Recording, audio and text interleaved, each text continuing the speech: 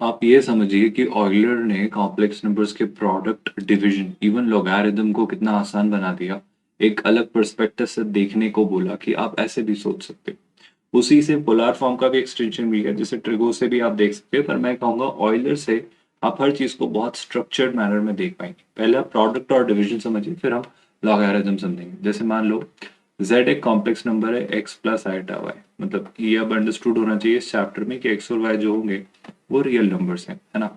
Iota of course यहाँ पर जो है वो आपका -1 का अंडर रूट है। मतलब ये, मतलब आप एज्यूम करके चलिए कि जब तक मैं कॉम्प्लेक्स पढ़ा रहा हूँ एटलीस्ट बाय डिफॉल्ट यही इनके मतलब है, if it is not specified कुछ और कहा जाए तो अब अगर मैं आपसे कहूँ कि इसी कॉम्प्लेक्स नंबर z का मॉड आप क्या लिख लेते हैं, मॉड z, और इसके आर्ग्यूमेंट को आप क्या लिख लेते हैं, इसके आर्ग्यूमेंट को आप लिख लेते हैं थीटा, चाहे तो आप इसे r भी लिख सकते हैं, it's totally up to you.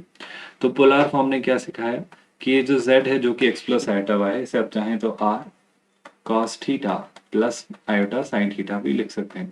पर ऑयलर ने कहा इतना लेंदी एक्सप्रेशन से डील और यू नो मतलब इससे वर्कआउट करने के बजाय आप इसे ऐसा लिख लीजिए, आप इसे लिख लीजिए r यानी mod z e to the power iota theta, ये भी वही बात है। तो इस तरीके से आप किसी कॉम्प्लेक्स नंबर z को रिप्रेजेंट कर सकते हैं। ये बात तो हम सीख चुके हैं। पर इससे फायदा क्या हुआ, आप खुद सोचो, कितना सारा, कितना ज्यादा फायदा है। आप सोचो, z1 एक कॉम्प्लेक्स नंबर है, मान लो mod z1 e to the power iota theta 1। z2 एक कॉम्प्लेक्स नंबर है, mod z2 e to the power iota theta 2। अब अगर मैं आपसे इनका प्रोडक्ट लेने को कहूँ, मतलब मैं कहूँ z1 और z2 दो कॉम्प्लेक्स नंबर्स को मल्टीप्लाई करिए, तो क्यों नहीं आप ऐसा सोचेंगे कि z1 और z2 मल्टीप्लाई हो जाएंगे। ये भी बेस और ये भी बेस सेम है, तो यहाँ पर हो जाएगा e की पावर से ऐड हो जाएंगी, तो आयोटा कॉमन आकर थीटा 1 प्लस थीटा 2।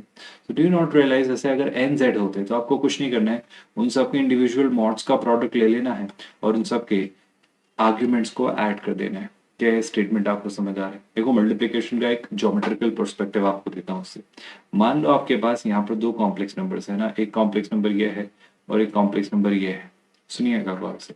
मान लो इस कॉम्प्लेक्स नंबर का अपना कुछ एक आर्ग्यूमेंट है थीटा 1, इस कॉम्प्लेक्स नंबर का अपना कुछ आर्ग्यूमेंट है थीटा 2। सुन रहे हैं आप लोग? इस कॉम्प्लेक्स नंबर का अपना एक मॉड है z1, है ना, मतलब बेसिकली लेंथ ओरिजिन से, और इस कॉम्प्लेक्स नंबर का अपना एक मॉड है z2। तो मैं आपसे कह रहा हूँ थीटा 1 और थीटा 2 को ऐड आप कर दें, थीटा 1 और थीटा 2 को जब आप ऐड कर दें तो ये हो जाएगा थीटा 1 प्लस थीटा 2।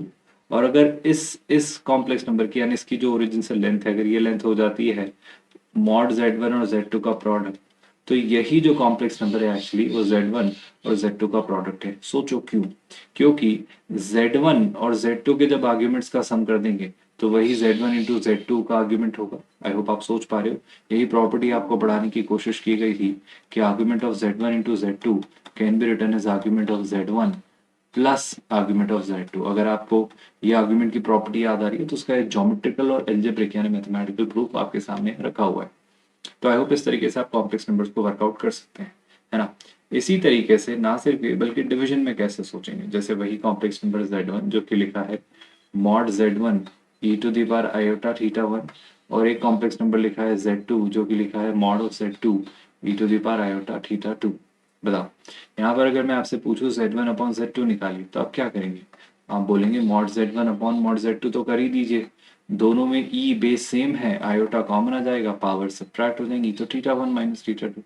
ये काफी क्रूशियल लर्निंग है, याद रखिएगा। इसी से हम कॉम्प्लेक्स नंबर्स का रोटेशन देखेंगे, इसी से हम कई सारी चीजें देखेंगे, बस ये लर्निंग याद रखिएगा। अगर मैं इसको आपको ज्योमेट्रिकली समझाऊं तो देखो, मतलब ग्राफिकली समझाऊं तो देखो, अगर ये एक्स एक्सेस और वाई एक्सेस आपके ये बन चुके हैं, मान लो ये कॉम्प्लेक्स नंबर है आपका z1, है ना, जैसे कि ये है आपका कॉम्प्लेक्स नंबर z1, और लेट्स से ये है कॉम्प्लेक्स नंबर z2, राइट। इनके अपने अपने इंडिविजुअल आर्ग्यूमेंट्स हैं, ये आर्ग्यूमेंट z1 का हो जाएगा, ये आर्ग्यूमेंट z2 का हो जाएगा, राइट। अब अगर मैंने z1 को z2 से डिवाइड किया तो आर्ग्यूमेंट क्या होगा? z1 के आर्ग्यूमेंट से z2 का आर्ग्यूमेंट सब्ट्रैक्ट कर दीजिए। तो जब आप z1 के आर्ग्यूमेंट में से z2 का आर्ग्यूमेंट सब्ट्रैक्ट करेंगे, आई होप आप देख पा रहे हैं बिना किसी कंफ्यूजन के कि मान लो ये पूरा है 120 और ये है 60, तो मतलब चलो और दूसरा नंबर ले लेता हूँ, मान लो ये है 120 और ये है 30, तो 120 में से जब आप 30 सब्ट्रैक्ट करेंगे तो कितना बचेगा? क्लियर सी बात है 60। आई होप आप मेरी बात समझ पाए। तो आपका z1 अपॉन z2 का जो आर्ग्यूमेंट होगा, आई होप आप सोच पा रहे हो, वो यहाँ कहीं है, इन दोनों का डिफरेंस। तो ये हो जाएगा आपका complex number z1 upon z2। पर इसका मॉड कितना होगा? इसका मॉड होगा mod z1 upon mod z2, और इसका जो आर्ग्यूमेंट होगा ये कितना होगा स्टूडेंट्स, ये होगा argument of z1 minus argument of z2। I hope आप समझ पा रहे हैं ज्योमेट्रिकली ये कैसा दिखेगा। आपको अगर मैं प्रॉपर्टी याद दिलाऊं तो प्रॉपर्टी वही थी स्टूडेंट्स कि argument of z1 upon z2 हमने लिखा था argument of z1 minus argument of z2। ये कहा भी था कि लॉगरिथम की तरह बिहेव कर रहा है क्योंकि एक्सपोनेंट से बना है, तो वहां पर उसका इनवर्स तो दिखना ही है। चलो इससे एक और छोटी सी बात आपको सिखाने की कोशिश करता हूँ। देखो ऐसे मल्टीपल z अगर मैं मल्टीप्लाई कर तो z into Z let's say up to n times, मतलब बेसिकली मैं क्या कर रहा हूँ, मैं z की पावर n निकाल रहा हूँ। तो आपको नहीं लगता ऐसे सारे z की पावर n में जितने भी z के मॉड हैं वो n टाइम्स मल्टीप्लाई हो जाएंगे। e की power iota theta n times multiply होगा ना, e की power iota theta whole raise to the power n। I hope आप मेरा स्टेटमेंट समझ पा रहे हो। और इसे मैं क्या लिख सकता हूँ बताओ जरा। सर आप इसे लिख सकते हैं e की पावर, बड़े गौर से सुनिएगा बाय द वे, इसे आप लिख सकते हैं e की पावर, मतलब मॉड z तो जो है सो है, n नीचे आ जाएगा तो हो जाएगा आयोटा n थीटा। इसी से एक थ्योरम बनेगी आगे जाकर जो हम बाद में डिस्कस करेंगे। पर फिलहाल तो आप ये कह सकते हैं क्या कि z की पावर n का अगर आपसे कोई आर्ग्यूमेंट निकालने को कहे तो वो होता है, ध्यान से सुनिएगा, z का आर्ग्यूमेंट का n टाइम्स। ये भी लॉगरिथम की तरह बिहेव कर रहा है अगर आपको कुछ प्रॉपर्टीज याद आ रही हो तो। अच्छा इसी तरीके से अगर इसे आप पोलर फॉर्म में भी कन्वर्ट करके देखना चाहें तो कोई विशेष नई बात नहीं है।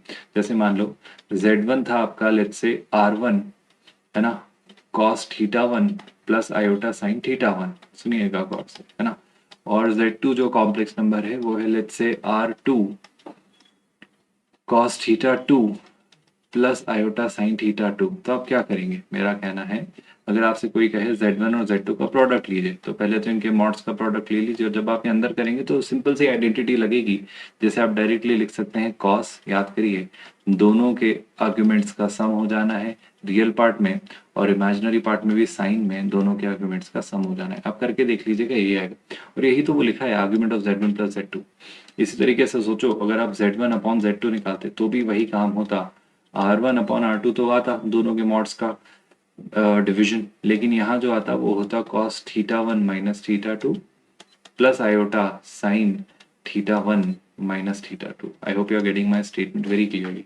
नॉट जस्ट दैट, अगर मैं आपसे पूछूं z एक कॉम्प्लेक्स नंबर है जो कि है r times cos theta plus, वैसे इसे हम आगे जाकर पढ़ेंगे पर फिलहाल अब बात निकली है तो मैं ऐसा कह सकता हूँ क्या स्टूडेंट्स की z की पावर n जो होगा वो होगा r की power n cos n theta plus iota sign n theta, क्योंकि आप याद करो z की पावर n, अगर z का मॉड r था तो z की पावर n का मॉड r की पावर n हो जाएगा, लेकिन अगर z का आर्ग्यूमेंट थीटा था तो हमने अभी पढ़ा है z की पावर n का आर्ग्यूमेंट n थीटा हो जाना है, तो उस वजह से मैं ऐसा लिख सकता हूँ। ये बहुत ही क्रूशियल सी लर्निंग, याद रखिएगा ये बहुत सारे क्वेश्चंस आपके इजीली सॉल्व कर देगी। तो ये तो रहा मल्टीप्लिकेशन डिवीजन या किसी कॉम्प्लेक्स नंबर को किसी पावर पर रेस करने में ऑयलर फॉर्म कैसे आपकी हेल्प करती है, और उसी को पोलर फॉर्म के परस्पेक्टिव से भी देख सकते हैं। आई होप यहाँ तक तो कोई कंफ्यूजन नहीं। मान लो मुझसे कोई कहे कि आप किसी कॉम्प्लेक्स नंबर का लॉग लीजिए, मतलब I am asked to take the logarithm of a complex number. अब ये काम कैसे किया जाता है वो समझते हैं, देखिएगा गौर से, काफी इंटरेस्टिंग सा कंसेप्ट है। मैं यही कहता हूँ कि मान लो आपके पास एक कॉम्प्लेक्स नंबर है z, जिसे मैं क्या लिख सकता हूँ mod z e to the power iota theta. अब कोई कहे कि इस कॉम्प्लेक्स नंबर का लॉग लीजिए, so I am taking log on both sides. So on the LHS I am dealing with log of z, है ना, बेस जो ले रहा हूँ वो मैं e ले रहा हूँ, है ना। यहाँ पर आ जाएगा log of course base e पर mod z times e to the power iota theta, है ना। क्यों कर रहा हूँ बस थोड़ा पेशेंस रखिए। आई होप मैं अगर कुछ प्रॉपर्टीज आपको याद दिलाऊं तो ये प्रॉपर्टीज होती हैं, जैसे अगर मैं लिखूं लॉग एम एन, यहाँ पर एम और एन पॉजिटिव है इंडिविजुअल, तो मैं इसे लिख सकता हूँ log M plus log N. वहीं यहाँ पर ये प्रॉपर्टी अप्लाई होते हुए देखेंगे आप तो LHS में तो यही रहेगा log z at base e, पर ये क्या मैं ऐसा लिख सकता हूँ log of mod of z at base e plus log of e to the power iota theta at base e. Now one more thing is there, the two more things are there. Log m to the power n, we always know is always going to be n log m, बशर्ते m दोबारा positive ensure करिएगा है ना। तो यहाँ पर मैं इसे ऐसा लिख सकता हूँ क्या log of mod of z at base e plus iota theta comes to the front, so we are left with log of e at base e and this is log of z at base e। ये जो मैं log at base e लिख रहा हूँ ना, ऐसे short में हम ln लिखते हैं, अगर log e बेस पर लिखा हुआ है तो आप इसे ऐसा भी लिख सकते हैं ln ऑफ m। तो ln ऑफ m का मतलब होता है log of m at base e, मतलब इतना e बेस लिखने देते हैं, ln भी लिख सकता था, it would not have been a big issue और बिग डील, है ना। अब log e बेस e, दोबारा एक और प्रॉपर्टी कि अगर मैं आपसे पूछूं log e बेस e, यानी मैं इसे कहूँ ln e, ये वैल्यू होगी 1, क्योंकि किसी वैल्यू का log उसी बेस पर हमेशा 1 होता है। मतलब कंक्लूजन ये होगा log of mod z at base e तो रहेगा, log e बेस e 1 हो जाएगा, यानी ऐसे मैं लिख देता हूँ आयोटा थीटा, और यहाँ पर ये होगा log z at base e। और आप इसे सिंप्लीफाई करना चाहें तो आप क्या लिख सकते हैं, स्टूडेंट्स इसे गौर से देखिएगा, आप चाहें तो इसे लिख सकते हैं ln z is equal to ln of mod z plus iota theta. That's the another learning which you should remember कि किसी भी कॉम्प्लेक्स नंबर का किसी भी कॉम्प्लेक्स नंबर का लॉगरिथम क्या होता है, किसी भी कॉम्प्लेक्स नंबर का लॉग होता है उसके मॉड का लॉग प्लस आयोटा टाइम्स उसका आर्ग्यूमेंट। याद रखिएगा, क्रूशियल सी लर्निंग है जिससे आप ऑयलर फॉर्म से इजीली वर्कआउट कर सकते हैं। पोलार फॉर्म या स्टैंडर्ड फॉर्म कहीं से कहीं तक आपकी कोई मदद नहीं करेगा, पर आप देख पा रहे होंगे ऑयलर फॉर्म कितने इंटरेस्टिंगली इसे वर्कआउट आपके लिए करके देता है। चलिए कुछ क्वेश्चंस के थ्रू और क्लैरिटी लेते हैं ताकि आप और समझ पाए कि कैसे ये ऑयलर फॉर्म कितनी मददगार हो सकती है आपके लिए। जैसे इस क्वेश्चन को देखिए इत्मीनान से। इस क्वेश्चन में m और x दो रियल नंबर्स दे दिए गए हैं और एक एक्सप्रेशन दिया गया है जिसकी वैल्यू 1 निकालने को कही जा रही है, प्रूव करने को कही जा रही है। कैसे सोचेंगे जरा इस बारे में विचार करते हैं। LHS को कंसिडर करते हैं और देखते जाते हैं चीजें क्या है। सबसे पहले मुझे बस एक छोटा सा कंसर्न है कि मुझे कई बार कॉट इनवर्स x से डील करना है, तो क्या मैं इस कॉट इनवर्स x को कुछ भी लेट्स से थीटा एज्यूम कर सकता हूँ, यानी कॉट थीटा की वैल्यू x मैं कह सकता हूँ। इतना तो एटलीस्ट मैं लर्निंग अपने साथ लेकर चल रहा हूँ। अच्छा, कॉट थीटा को अगर मैंने x कहा तो फायदा क्या होगा वो समझते हैं। देखो ये लिख रहा हूँ मैं e की power 2m iota, cot inverse x को आपने क्या मान लिया है, थीटा, है ना, टाइम्स x को आपने कितना माना है, कॉट थीटा, तो हो जाएगा iota cot theta plus 1 divided by iota times cot theta -1 whole raised to the power m। I hope यहाँ तक कोई शिकायत नहीं है, कम से कम इतना तो अब हम कर ही सकते हैं। मैं एक छोटा सा काम कर लेने में इंटरेस्टेड हूँ, क्या मैं न्यूमरेटर और डिनोमिनेटर दोनों से आयोटा कॉमन ले सकता हूँ। सर ऐसा क्यों करें, आप थोड़ा पेशेंस रखिए, आपको रिजल्ट समझ आएगा कि ऐसा लेने का फायदा क्या है। तो जैसे ही मैंने आयोटा कॉमन लिया, just give me a second, इसे मैं थोड़ा शिफ्ट कर देता हूँ, we might run out of space कुछ देर में, तो इसे थोड़ा सा यहाँ लिख लेते हैं ताकि सहूलियत से हम इस क्वेश्चन को इसी पेज पर सॉल्व कर पाए। So when you take iota common, ये तो बन जाना है e to the power 2m iota theta, लेकिन यहाँ क्या मिलेगा वो देखो। जैसे ही आपने आयोटा कॉमन लिया, so this is cos theta, sorry cot theta. यहाँ पर क्या मैं माइनस आयोटा लिख सकता हूँ, क्योंकि सोचो जैसे ही आप आयोटा कॉमन लेंगे तो आयोटा इंटू आयोटा -1 और माइनस माइनस +1 हो जाएगा।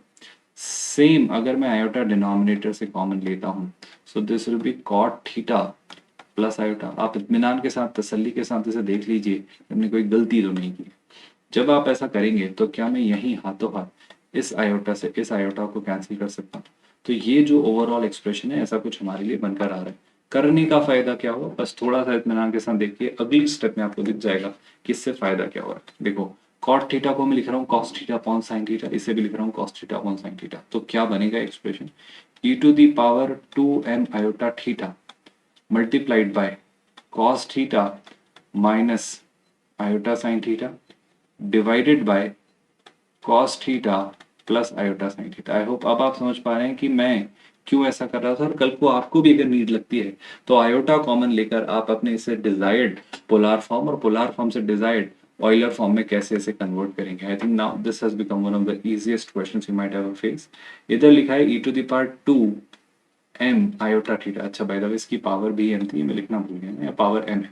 बताओ न्यूमरेटर में जो लिखा है क्या मैं उसे e की पावर माइनस आयोटा थीटा लिख सकता हूँ, और डिनोमिनेटर में जो लिखा है उसे मैं e की पावर आयोटा थीटा लिख सकता हूँ। उस पूरे की पावर में m रेस कर दे रहा हूँ, है ना। इसे भी थोड़ा सा लेफ्ट में हम शिफ्ट कर लेते हैं, और अब गौर से देखिएगा क्या रिजल्ट आपको मिलता है। देखो क्या मैं ऐसा कह सकता हूँ, ये तो लिखा है e की पावर 2m आयोटा थीटा, इसे मैं लिख सकता हूँ e की पावर माइनस, देखो minus iota theta minus iota theta -2 iota theta, तो इस पूरे की पावर कितनी है m। आई होप अब आपको दिख रहा है एक तो लिखा है e की पावर 2m आयोटा थीटा और दूसरा लिखा है e की पावर -2m आयोटा थीटा। दोनों एक दूसरे के रेसिप्रोकल हैं, यानी प्रोडक्ट आने वाला है 1। So did you all understand इस क्वेश्चन को आपने कैसे अप्रोच किया और इसे कैसे हमने वर्कआउट किया? If you have understood this question, let us introduce another question, ताकि आप और अच्छे से इन्हें समझ पाएं, देख पाएं और सीख पाएं कि ऑयलर फॉर्म और लोगैरिथम क्लब करके कितने इंपॉर्टेंट और इंटरेस्टिंग से रिजल्ट्स आपको देते हैं। For example look at this question, वो कह रहा है इसे आप a प्लस आयोटा बी में कन्वर्ट कर दीजिए, हमें बहुत खुशी होगी।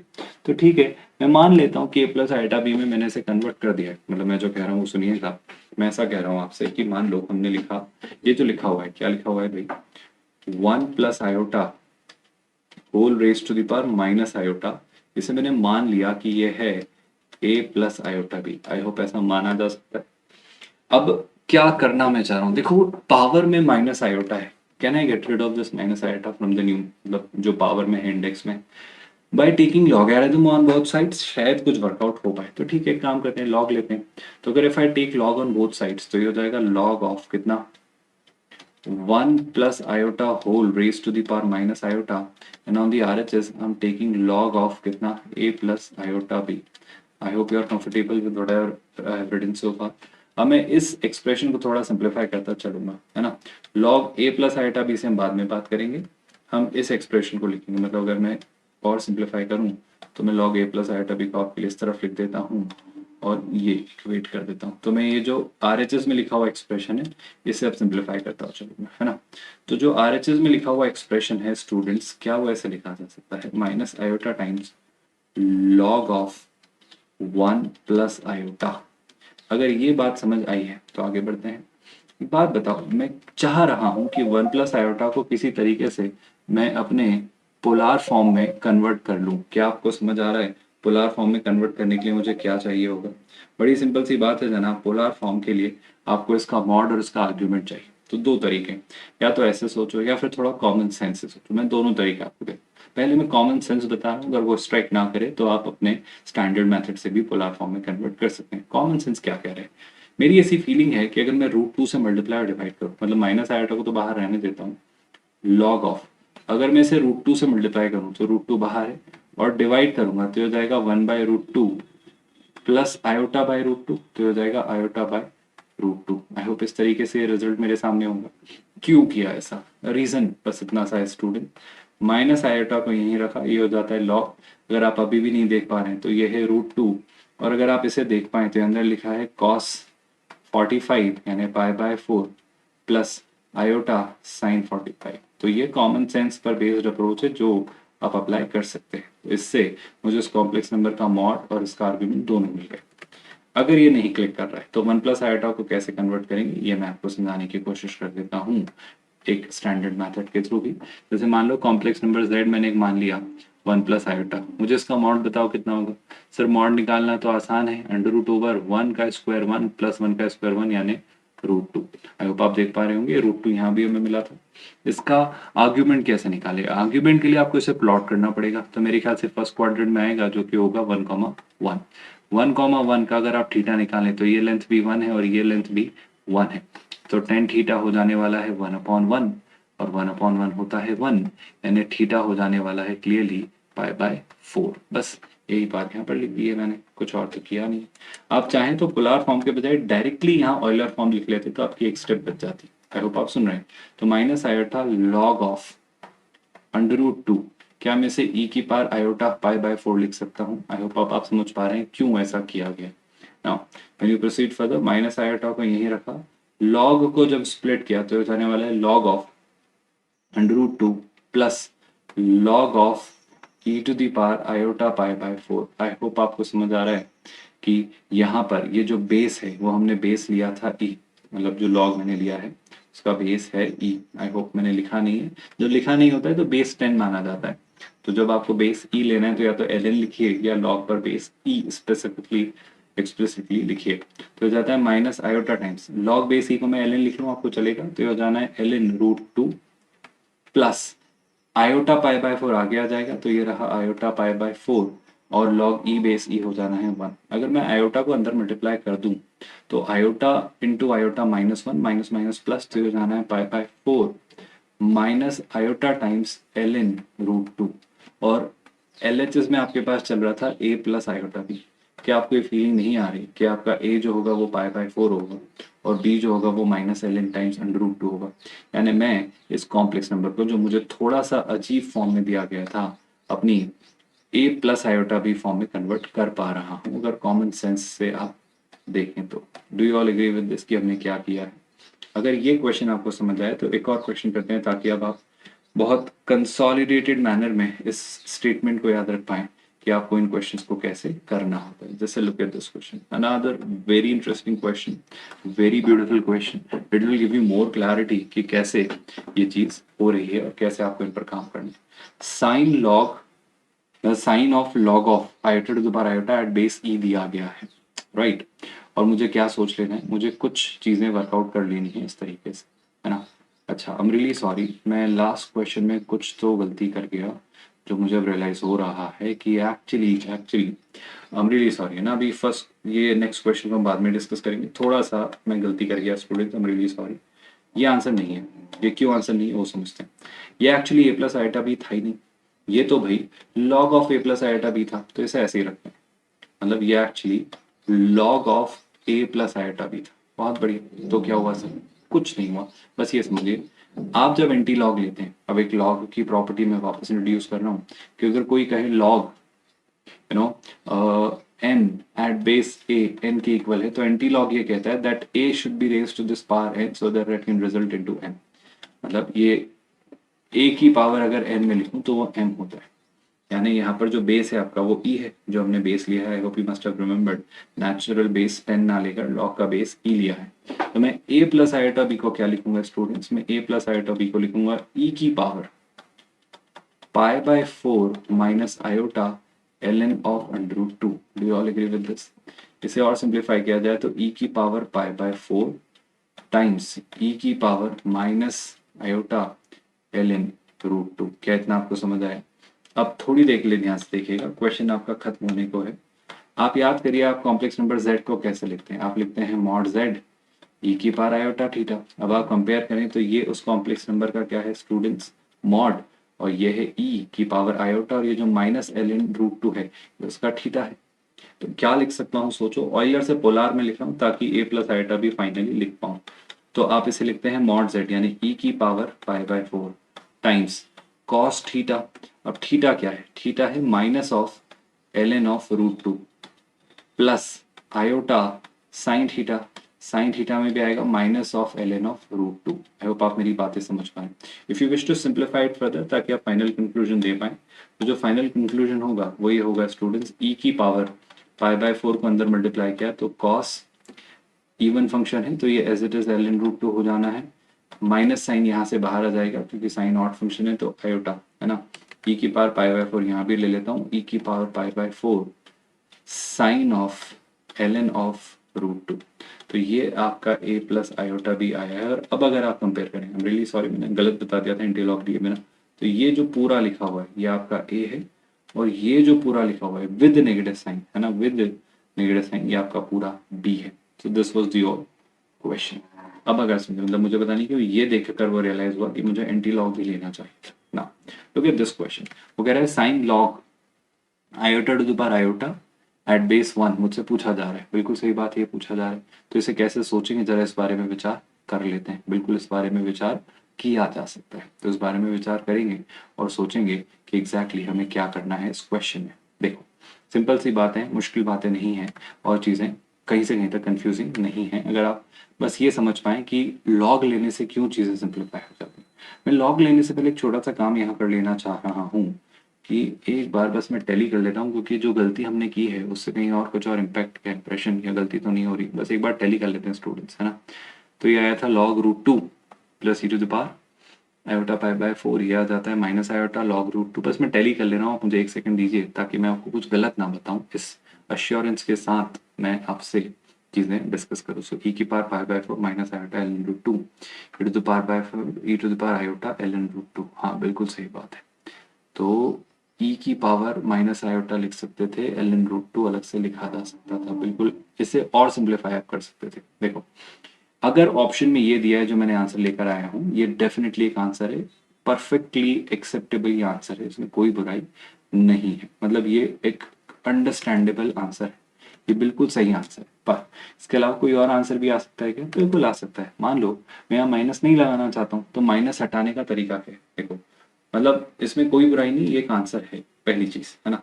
पर मान लो आपके ऑप्शंस में ये आंसर नहीं है, तो आप कैसे ला सकते हो? समझो, एक छोटी सी प्रॉपर्टी, मैं ये कह रहा हूं कि आपके पास जो m log n होता है, आप उसे क्या लिखते हैं? आप उसे लिखते हैं log n to the power m, है ना।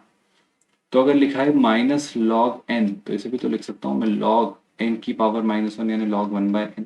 बस यही बात यहाँ पर रिड्यूस करके ये जो है माइनस ln√2, आप इसे ln 1/√2 लिख सकते हैं, और इस माइनस ln√2 को भी 1/ln√2 लिख सकते हैं। तो इस तरीके से यहाँ पर एक और जो आंसर पॉसिबल था वो हो सकता था e to the power π/4 cos of ln of 1/√2। I hope आप समझ पा रहे हैं। प्लस ऑफ कोर्स, क्योंकि माइनस आने का अब सवाल ही नहीं है, iota times e to the power π/4 sine of ln of 1/√2। तो ये भी एक आंसर हो सकता है। दोनों आर एक्सेप्टेबल, जो भी ऑप्शन में दिया आप मार्क कर सकते हैं। Now let's look at this question. अब इस क्वेश्चन पर आते हैं और समझते हैं कि चीजें कैसे हो रही हैं। सबसे पहला सजेशन मेरा आपको ये होगा कि इसे सिंप्लीफाई करो। अंदर जो लिखा हुआ एक्सप्रेशन है वो बहुत ही खूबसूरत सा एक्सप्रेशन, मैं उसे अलग से आपको सॉल्व करके देता हूँ। देखो लिखा हुआ है ln iota to the power iota. मैं क्या लिख सकता हूँ उसे? मैं लिख सकता हूँ आयोटा ln आयोटा। अब आप याद करो आपने आयोटा को क्या सीखा। अगर आप थोड़ा गौर फरमाएं तो आयोटा को हमने बहुत ही इंटरेस्टिंगली एक मजेदार तरीके से लिखना सीखा है। अगर आप रिकॉल या रिकलेक्ट कर पाए, छोड़ो, आप तो आयोटा को ऐसा लिख सकते हो क्या? तीन तरीके हैं। आयोटा का है तो ऑयलर फॉर्म में कन्वर्ट कर लो या पोलार में कर लो, या आप इस तरीके से सोच लो कि जो आयोटा लिखा है वो 0 प्लस आयोटा है। अब याद करो हमने किसी भी कॉम्प्लेक्स नंबर का लॉग क्या सीखा है, मतलब अगर मैं a प्लस बी का आपसे लॉग लेने को कहूँ तो आपने इसको क्या सीखा है? आपने सीखा है कि सर आप कुछ मत करिए, आप लॉग लीजिए इसके मॉड का, यानी लॉग लीजिए under root of A square plus B square का, फिर आप लिख लीजिए क्या, फिर आप लिख लीजिए आयोटा और लॉग ऑफ कितना, मतलब आयोटा इंटू इसका argument, argument of this complex number जो आपने लिया है ए प्लस आयोटा बी, तो argument of A plus iota B. I hope आप समझ पा रहे हो। तो यही काम मैं यहाँ करने जा रहा हूँ, अगर आप समझ पाएंगे। अगर आपको थोड़ा भी डाउट कंफ्यूजन है कि नहीं सर हमें तो ये याद नहीं रहता है, तो मत घबराइए, आप तो 0 प्लस आयोटा को अपनी ऑयलर फॉर्म में कन्वर्ट कर दीजिए, बेस्ट तरीका। तो आप याद रखिएगा आयोटा की जो ऑयलर फॉर्म होती है वो होती है e की पावर आयोटा π/2। आप सुन लिएगा गौर से, क्यों होती है? क्योंकि cos π/2 प्लस आयोटा साइन π/2, तो cos 90 0 साइन 90 1। तो इस तरीके से आप आयोटा को लिख सकते हैं। ये लर्निंग बहुत क्रूशियल है, याद रखिएगा स्टूडेंट्स, ये बहुत बहुत क्रूशियल लर्निंग है कि आप आयोटा को e की पावर आयोटा π/2 लिख सकते हैं। तो यहाँ पर ये आयोटा तो फ्रंट में आ गया, इस आयोटा को मैं लिख रहा हूँ e की पावर आयोटा π/2। मतलब ये रिजल्ट मेरे लिए क्या हो जाएगा वो सुनना, आयोटा तो फ्रंट में है, π/2 भी फ्रंट में आ जाएगा, और ये हो जाएगा ln e। आई होप अब आप मेरी बात डाइजेस्ट कर पा रहे हैं। यानी ये हो जाने वाला है π/2 टाइम्स आयोटा, यानी आयोटा टाइम्स π/2, जो भी आप इसे कहना चाहें। So this is what I have received so far, जब ln आयोटा की पावर आयोटा का आपने लॉग लिया। Do you all agree with this कि यहाँ पर क्या हुआ? कोई कंफ्यूजन स्टूडेंट्स, है ना?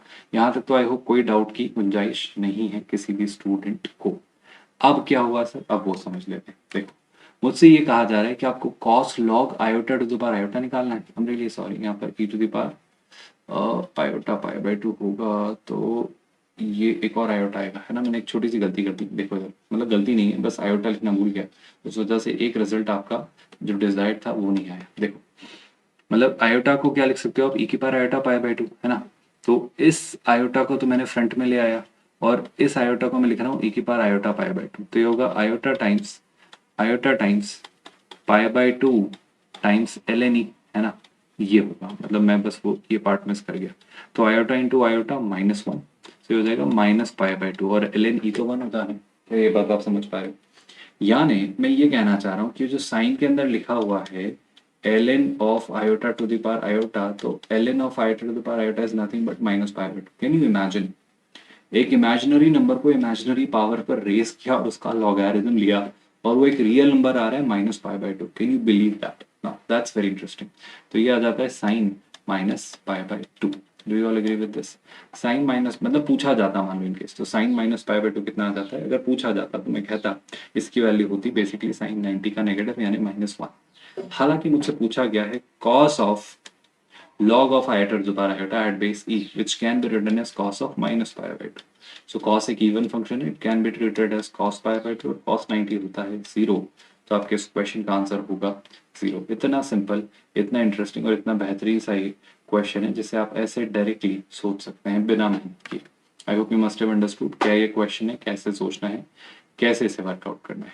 अगर आपको ऑयलर फॉर्म के एप्लीकेशन समझ आए तो हम नेक्स्ट सेशन में अब अपनी अंडरस्टैंडिंग बिल्ड करेंगे आर्ग्यूमेंट यानी एम्पलीट्यूड को लेकर और क्रिस्टल क्लियर मैनर में. जो प्रॉपर्टीज मैंने अभी तक आपको बताई हैं कि कैसे वो मॉड जेड प्लस Z2 जो होता है वो mod Z1 plus mod Z2 के इक्वल होता है, तो क्या होता है, वो जो अलग अलग केसेस हमने डिस्कस किए थे उन पर बेस, मतलब जो हमने कंबाइंड प्रॉपर्टीज डिस्कस की थी मॉड्यूलस और आर्ग्यूमेंट को लेकर, उसे और स्ट्रक्चर्ड मैनर में नेक्स्ट लेक्चर में हम डिस्कस करेंगे.